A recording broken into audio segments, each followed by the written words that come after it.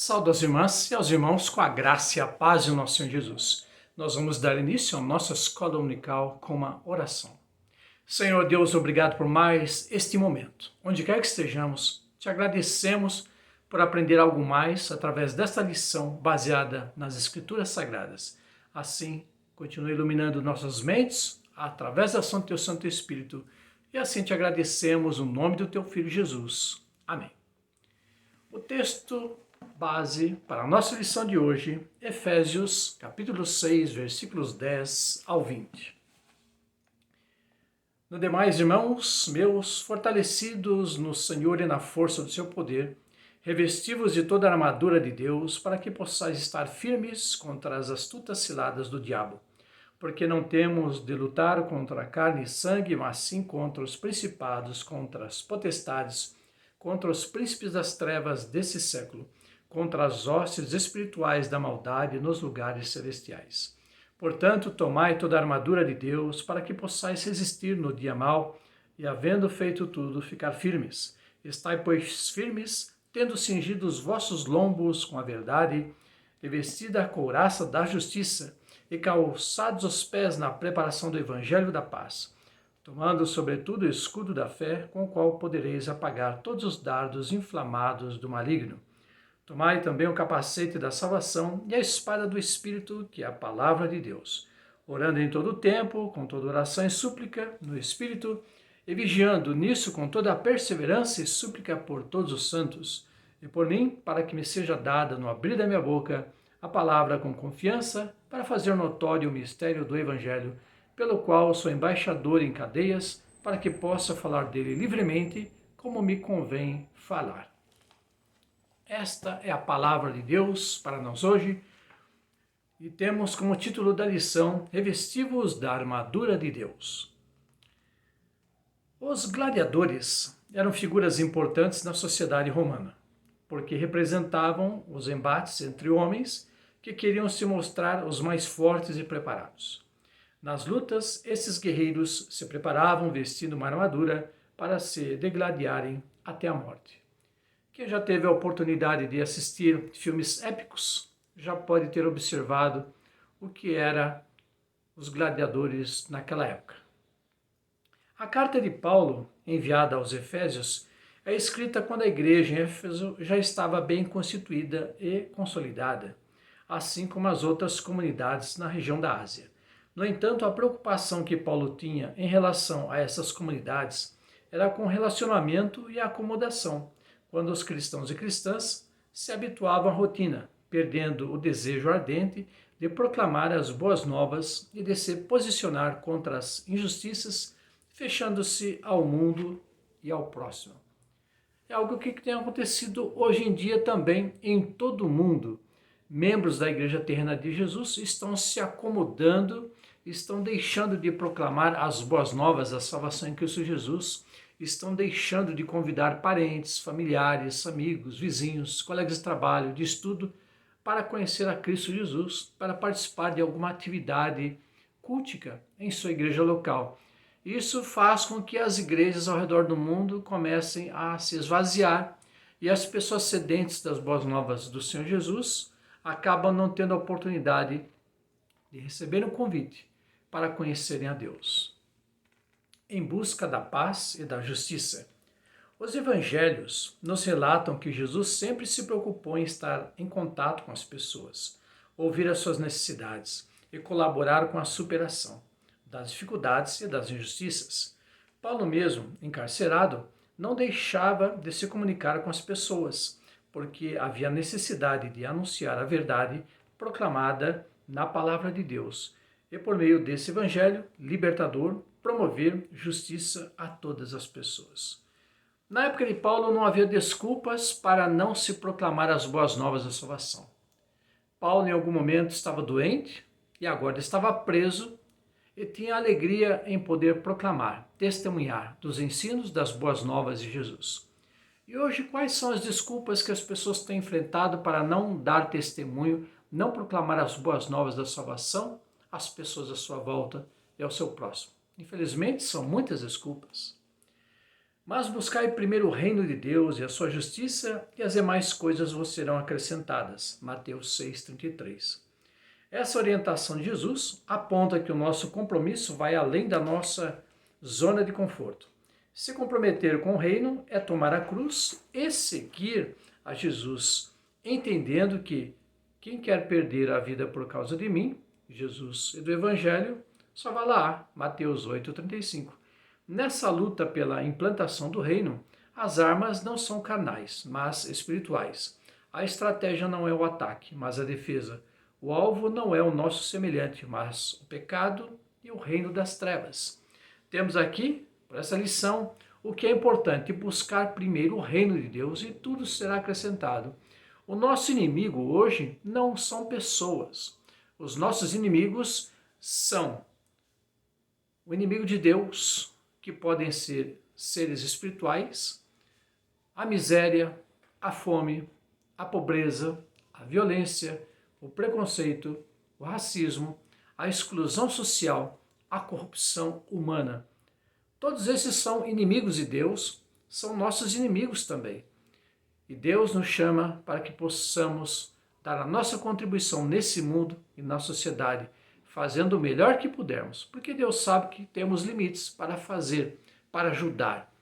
Nós somos convocados e convocadas a testemunhar do amor de Deus, da salvação e fazer algo também, porque a igreja deve ter um papel social na sociedade, no mundo em que ela vive. Resistir e não atacar. As armas dessa luta são cinturão da verdade, couraça da justiça, sapatos do evangelho da paz, escudo da fé, capacete da salvação e a espada do Espírito, que é a palavra de Deus. A palavra de Deus é a nossa armadura, o nosso escudo, a nossa espada, a nossa proteção, o nosso bem, a nossa defesa. O cingir-se da verdade faz alusão ao cinturão de couro que o soldado usava para se proteger. Além disso, os oficiais a usavam como sinal de sua patente. Nesse caso, o que se protegia eram os rins. Os rins, juntamente com o sangue e outros órgãos internos, eram considerados portadores da vida. Para nós, tem o mesmo sentido, figurado ao coração. Assim, a vida deveria ser protegida com a verdade, sabendo-se que a graça e a verdade vieram por meio de Jesus Cristo. João 1,17. Além disso, a verdade deveria ser a patente, ou seja, o valor que identificava a pessoa cristã. Temos assim que a verdade é o nosso maior bem e devemos fazer o possível para preservá-la, para proteger a verdade. O nosso testemunho é muito importante. Naquela época, os gladiadores, os soldados, buscavam se proteger da melhor forma possível e a nossa proteção vem do Senhor. A couraça era um colete de metal ou de couro que protegia a parte superior do corpo, outra arma de proteção. A couraça proposta por Paulo era a justiça, não qualquer justiça, mas a do reino.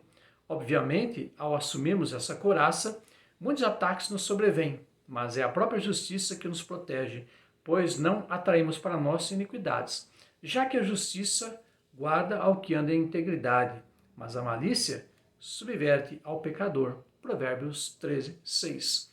Devemos buscar a justiça de Deus e lutarmos para que ela seja real nesse mundo, na sociedade. Não uma justiça falsa, uma justiça enganosa, mas uma justiça verdadeira na qual todas as pessoas são tidas como iguais. Os soldados romanos usavam uma espécie de bota para lhe proteger os pés e lhe dar um andar mais firme durante as batalhas, a fim de que não pudessem cair enquanto lutavam.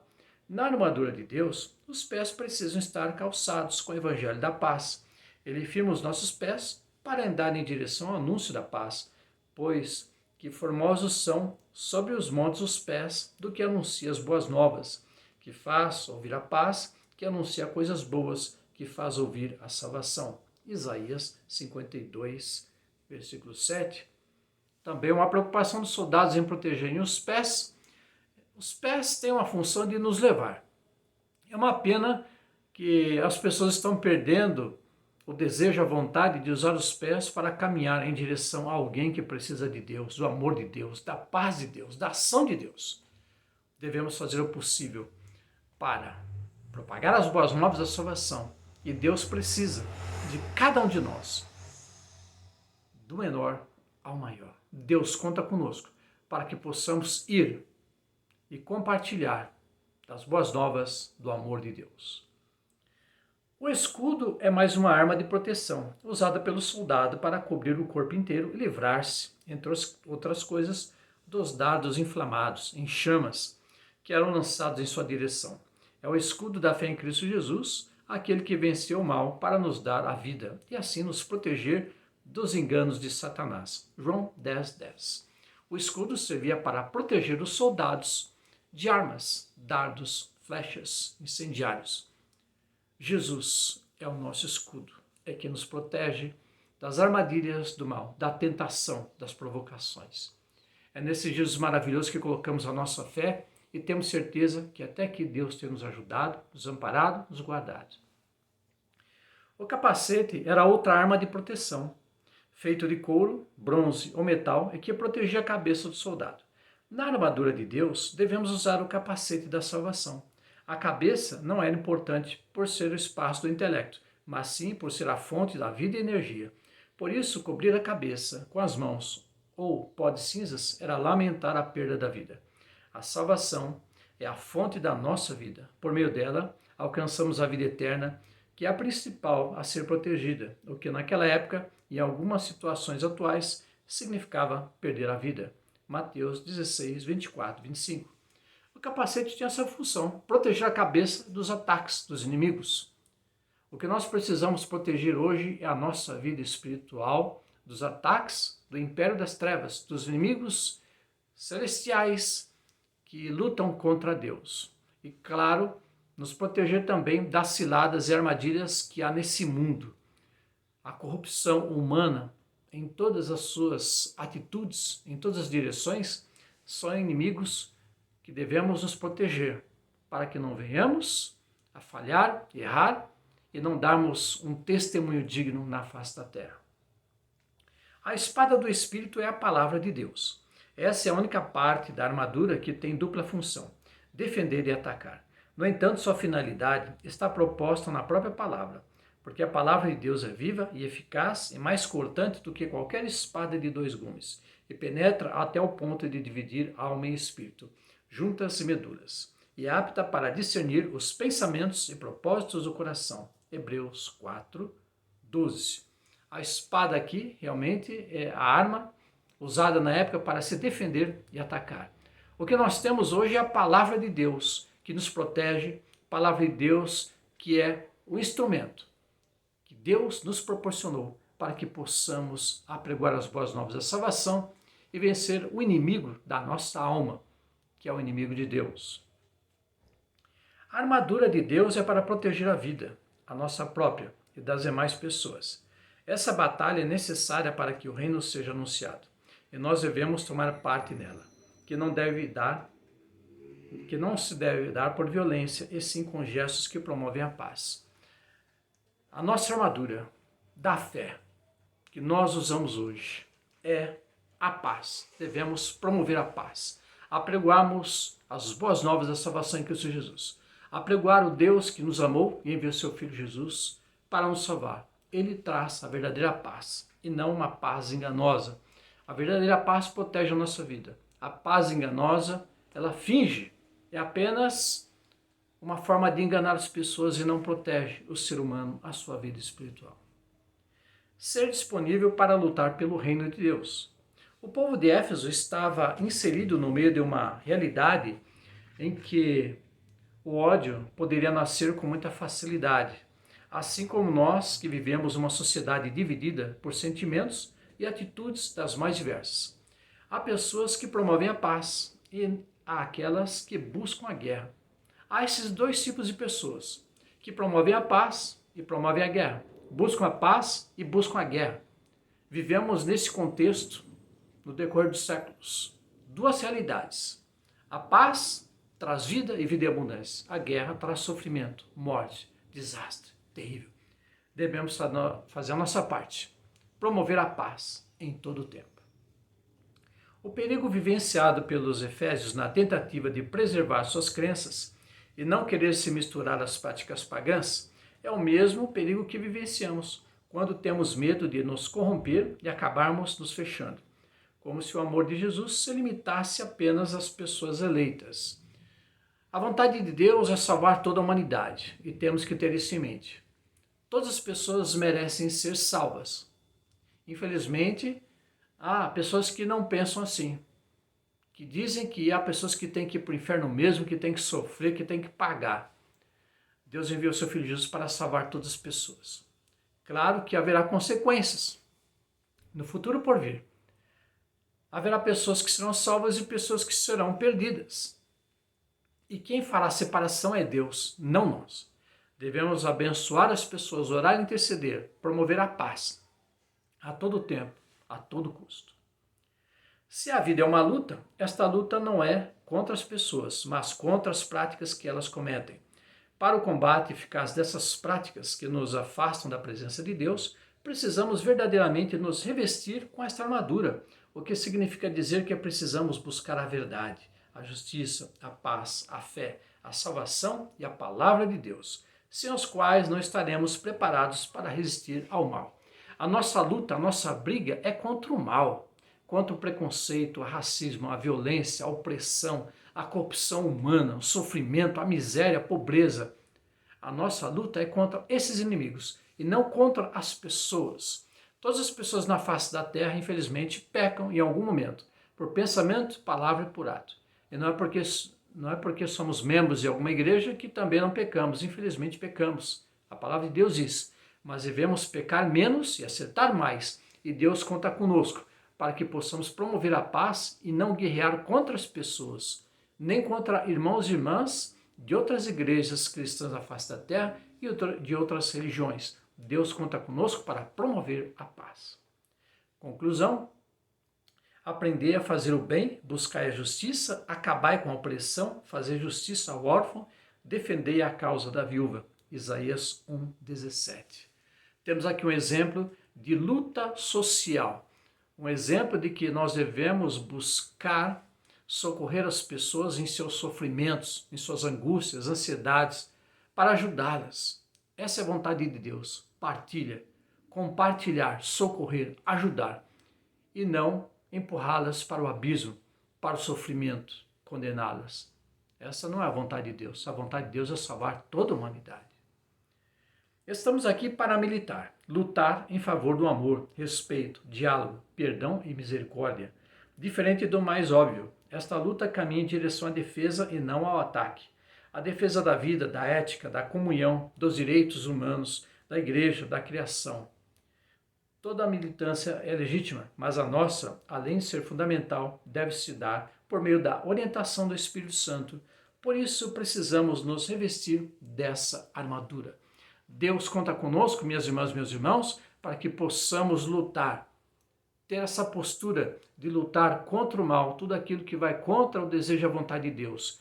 Não contra as pessoas, mas contra o pecado em suas várias formas. Deus tem sido conosco, tem nos agraciado e nos abençoado. E Ele conta conosco nessa missão, nessa tarefa social, espiritual, na face da terra. Irmãos e irmãs, fica uma tarefa para casa, para que possamos discutir e aprender um pouco mais. E havendo dúvidas, nos comunique para que possamos partilhar e aprendermos em conjunto.